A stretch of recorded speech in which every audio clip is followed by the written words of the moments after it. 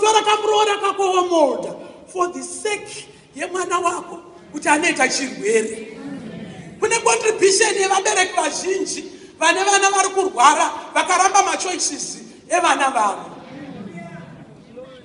Amen, amen. Onana apinda muna mai guru akadururira mbeu yake pasi. Kune vhangeri rinoparidzwa mukwasha aripo, mwana aripo, baba varipo, amai varipo, hapana anonoudza mumwe nekuti tiri kuchechi yaJesu Kristu. Mwana wako agone kuti daddy don't do that, mama don't do that, but shoko raMwari rinoti don't do. Hallelujah! Shoko raMwari harina boundaries. Chakauraya onani kudururira mbeu pasi.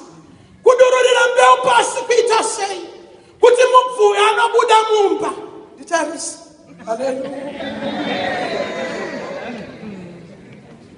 Ndochinhu chega Mwari vakati handichaita kusika munhu kwekuumba mafu ndofemera mweya, ndoumba mafu ndofemera mweya.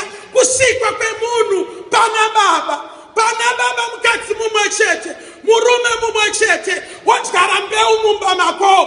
Kudururira mbeu pasi kubuda nembeu uchienda kusmall house. Hallelujah. Kubuda nembeu mumba. Mukadzi wakachata naye kuZimbabwe. Amen varume. Master farmer. Hallelujah. Kubuda nembeu mumba. Waenda kumukadzi asiri wako. Zvinoona ni pakadururira mbeu pasi. Bhaibheri rangu riri kutaura kuti akafa. Chakafira kudururira mbeu pasi. Ndosaka tapera nemukondombera. Inyaya yembeu yakabuda mumba. Mayanga yakachengetedzwa. Ikanomwaiwa kwese kwese. Imwe muminzwa, imwe paruware, imwe musango.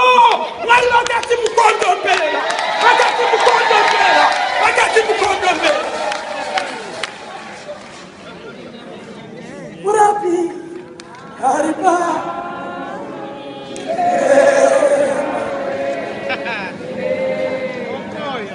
Oh yeah. Rafiba. Bra.